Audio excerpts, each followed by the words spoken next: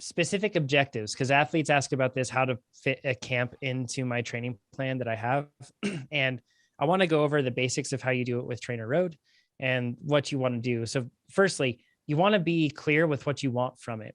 If you need like a mental break from the grind and you need to go to someplace warm and you live someplace cold, that's one thing. And that's absolutely that's just as valid as anything else. If you want to accomplish something specific with fitness, that's another thing. For most people that are time constrained, it's really common to get a high aerobic, like a high volume aerobic camp where you're going to be riding at lower intensities, but just accumulating more volume because of work or because of life constraints. You're just simply not able to achieve a whole lot of volume. And that can go a long way if you do a week where you increase your TSS. And we've talked about this before, but if you're increasing your TSS by like 100% and above, which for a lot of people, that's just going to be the necessary thing, you're absolutely going to have to plan for after this block of training, giving yourself time to be able to recover from that. Otherwise, you will do that hard block. And then after that, your training will be subpar. You'll just be too fatigued. Remember, it's all relative to the tide that you're carrying right now in terms of the training stress. So, but be specific with what you want out of the camp. So if you really want to work on whether it's high intensity stuff, whether it's something with bike handling and technique, whether it's riding with a group, whether it's falling back in love with the sport, whatever it might be, or aerobic fitness, just be specific and then try to use that as a theme. If it's time with friends, use that as a theme to be able to plan routes that everybody is going to enjoy and have some fun with. But the main thing, because we get plenty of questions on this usually around this time of year, whether it's a team camp or anything else, is you have to be conscious of the impact it will have on your training thereafter. It will take time. And we have a great blog post on this about super compensation.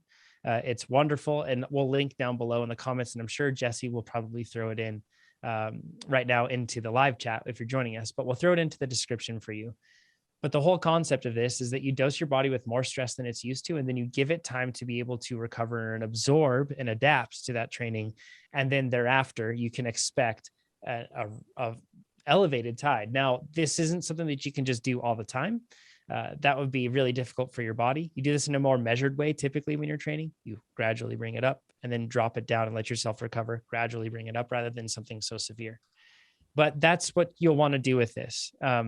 We'll try to keep just that advice to really basics and really kind of high level and simple, but make sure it's getting what you need out of it. Sometimes team camps can be really draining and stressful. So if you do have a team camp or a club camp, make sure that also you give yourself time off after that. But give yourself the time to be able to recover and then get back into it. That's like my number one rule. Amber, would you have anything else to add on the camps? Well, if you're doing a team camp and you're going to be doing a lot of social interaction in addition to the training, whether or not you're an introvert, that's a lot of cognitive load and that's a lot of stress to your central nervous system. So you do actually need to eat a little bit more to help compensate for that. It is a big energetic load that a lot of people overlook and don't think about. So make sure that you're taking time to give your nervous system a little bit of a reset. That might mean carving out a little extra time for sleep, or maybe a little more alone time, going for a quick walk, whatever it is that you need to reset. But make sure that you're taking into account that extra energy expenditure because it's a lot and it adds up, especially when you're trying to pack in a lot of volume for training too. If you like this video, make sure you give us a thumbs up. If you didn't like this video, you can give it a thumbs down, but let us know what you would have done differently in the comments below. If you want to see more of these videos, make sure you subscribe to our YouTube channel. And if you want to become a faster cyclist, check out TrainerRoad.com. Do it.